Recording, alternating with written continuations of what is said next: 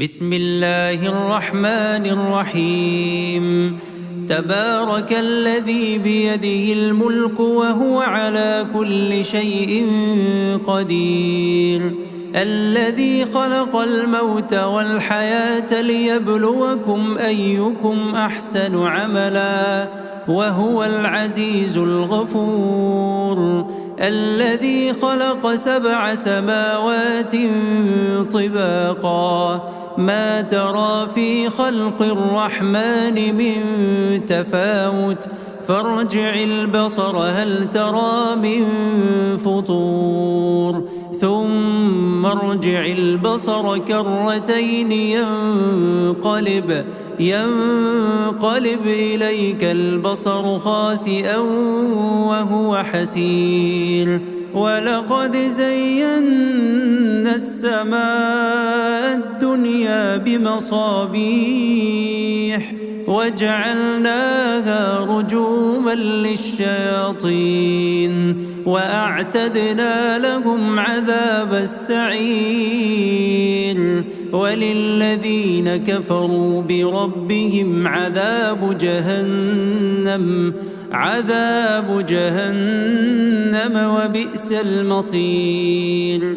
إذا ألقوا فيها سمعوا لها شهيقا وهي تفور تكاد تميز من الغيظ كلما ألقي فيها فوج سألهم خزنتها ألم يأتكم نذير؟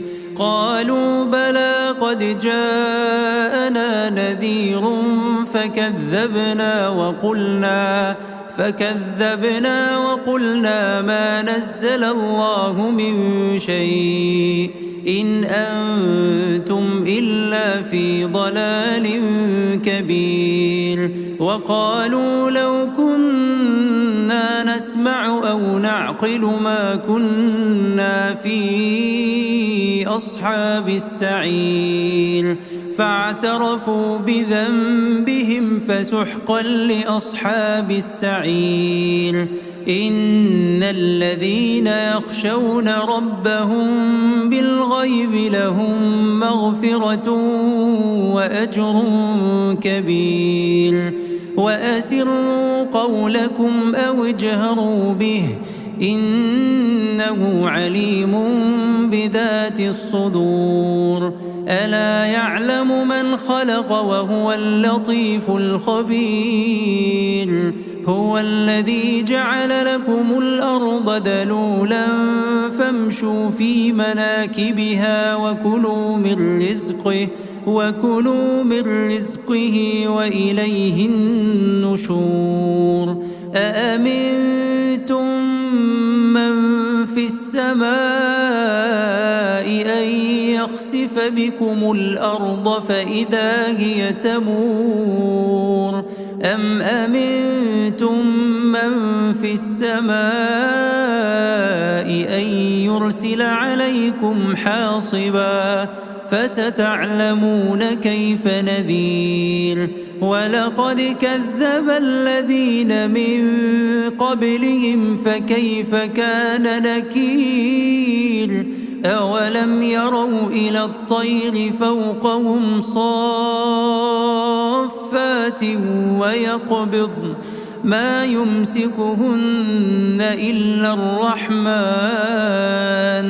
إنه بكل شيء بصير.